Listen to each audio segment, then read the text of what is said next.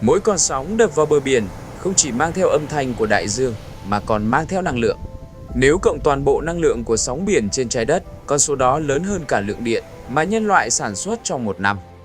Thế nhưng trong suốt hàng chục năm, điện sóng biển vẫn bị xem là một giấc mơ viển vông. Nhiều nguyên mẫu thiết bị chuyển đổi năng lượng sóng biển bị phá hủy, hàng loạt dự án phá sản và hàng tỷ đô la chìm xuống đáy đại dương. Cho đến bây giờ, năm 2026, các phao năng lượng của một công ty Thụy Điển đã sống sót qua những con sóng cao kỷ lục và vẫn tiếp tục đưa điện sạch lên lưới.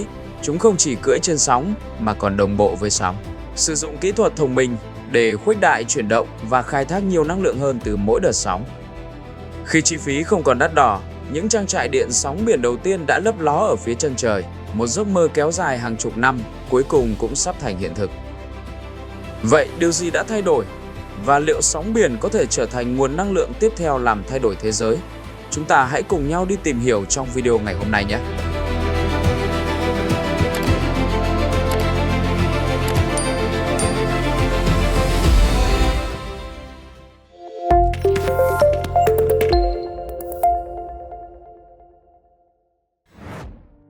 Năm 2024 đánh dấu một cột mốc của ngành điện toàn cầu. Lần đầu tiên, hơn 30% điện năng đến từ các nguồn tái tạo như thủy điện, mặt trời và gió.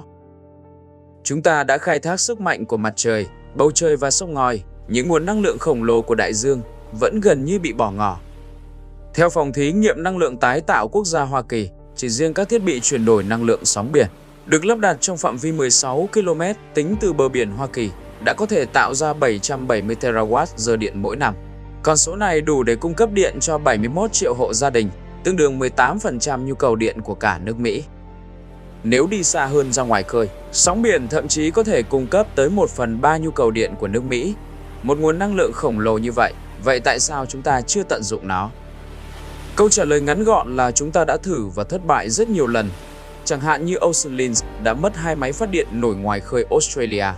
Hay Pelamis, thiết bị chuyển đổi năng lượng sóng hình con rắn biển, từng vận hành trang trại điện sóng biển đầu tiên trên thế giới tại Bồ Đào Nha, nhưng đã phá sản trong cuộc khủng hoảng tài chính năm 2008. Những dự án này thất bại không phải vì ý tưởng tệ, mà vì biển quá khắc nghiệt. Chuyển động của sóng không giống lực đẩy ổn định của gió, sông ngòi và cũng không lên xuống đều đặn như thủy triều.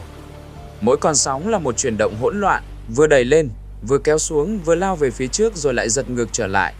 Biến chuyển động đó thành điện là một trong những bài toán khó nhất của kỹ thuật năng lượng. Sau hàng chục năm nghiên cứu, chúng ta vẫn chưa có một thiết kế chuẩn mực duy nhất để có thể chuyển những vòng lặp chuyển động đó thành điện năng một cách ổn định. Một thiết bị điện chuyển đổi sóng biển thành điện năng phải cùng lúc làm được 3 việc tưởng như mâu thuẫn. Phải nhẹ và linh hoạt để khai thác sóng nhỏ, phải cực kỳ bền để sống sót qua những cơn bão mùa đông dữ dội, và phải hoạt động ổn định suốt 20 đến 30 năm trong môi trường ăn mòn khắc nghiệt. Thử nghiệm mỗi thiết kế không chỉ tốn tiền mà còn cần giấy phép, cáp điện ngầm, tàu chuyên dụng và nhiều năm chờ đợi. Chính vì vậy, rất nhiều dự án đã chết yểu trước khi kịp chứng minh tiềm năng.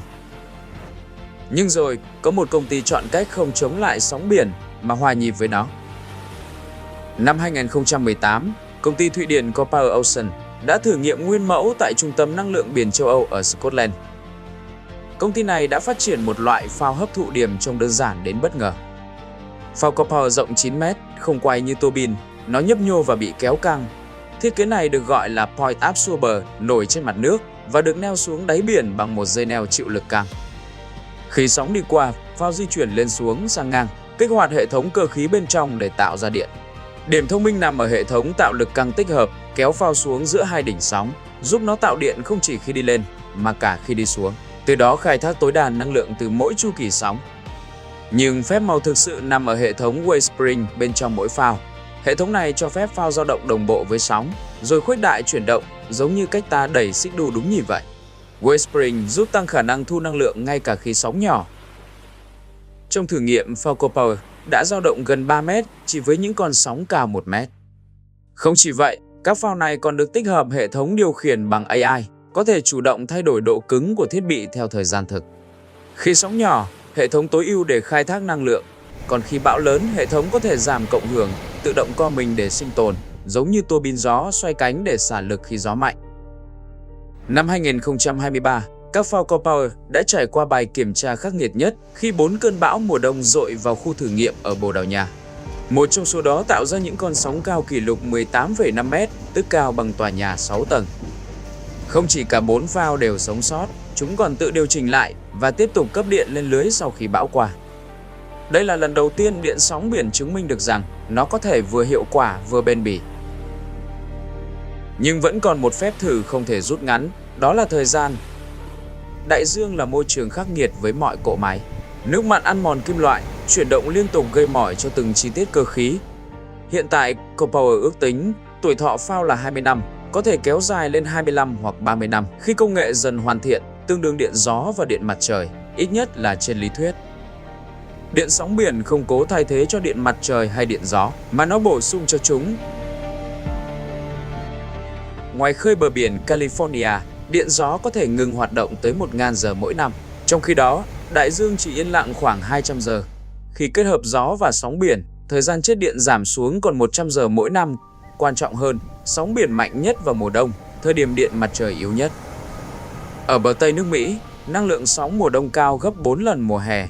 Đối với lưới điện, đây là sự ổn định mà pin lưu trữ vẫn đang rất chật vật để đạt được. Ở thời điểm hiện tại, điện sóng biển chưa rẻ, nhưng lịch sử cho thấy điện mặt trời và điện gió cũng từng bị xem là quá đắt đỏ. Theo các mô hình kinh tế, khi đạt khoảng 20 gigawatt công suất toàn cầu, tương đương xấp xỉ 67.000 phao, giá điện sóng biển có thể giảm xuống còn 32 đến 43 đô la trên mỗi megawatt-giờ, ngang bằng điện gió và điện mặt trời ngày nay. Ngay cả mục tiêu gần hơn, bằng giá điện gió ngoài khơi, xấp xỉ 76 đô la trên mỗi megawatt-giờ, cũng có thể đạt được vào khoảng năm 2035 nếu công suất đạt mốc 600 megawatt. Vấn đề ở đây không còn là kỹ thuật, mà là ai dám đầu tư đủ lâu. Năm 2026, Ireland sẽ triển khai trang trại điện sóng Copower 5 MW, sau đó mở rộng lên 30 MW vào năm 2028, song song với một trang trại điện gió nổi ngoài khơi. Việc kết hợp này giúp tiết kiệm tối đa chi phí, vì mô hình này có thể dùng chung cáp điện, chung tàu bảo trì và chung hạ tầng. Tuy nhiên, vẫn còn rất nhiều điều chưa biết về tác động của các trang trại điện sóng quy mô lớn lên hệ sinh thái biển. Ở mặt tích cực, việc hấp thụ năng lượng sóng có thể giảm sóng dâng do bão và giúp bảo vệ bờ biển. Ở mặt tiêu cực, chúng có thể làm thay đổi dòng trầm tích hoặc ảnh hưởng đến chất lượng nước. Bản thân các thiết bị neo và cáp có thể đóng vai trò như dạng san hô nhân tạo, tạo môi trường sống mới cho sinh vật biển, nhưng cũng có nguy cơ thu hút loài xâm lấn. Đó là lý do các trang trại điện sóng đầu tiên sẽ cần giám sát môi trường nghiêm ngặt. Điện sóng biển sạch và vô tận, nhưng không được phép mù quáng. Châu Âu hiện đang dẫn đầu về bằng sáng chế và thử nghiệm. Mỹ cũng bắt đầu rót hàng trăm triệu đô la cho năng lượng đại dương. IEA ước tính cần khoảng 74 tỷ USD đầu tư công để đưa điện sóng biển lên quy mô thương mại thực sự. Điện sóng sẽ không bùng nổ như điện mặt trời, nó sẽ đến chậm hơn, âm thầm hơn. Nhưng nếu thành công, mỗi con sóng vỗ bờ sẽ không chỉ là âm thanh của biển, mà là nhịp đập của một hệ thống năng lượng mới cho nhân loại.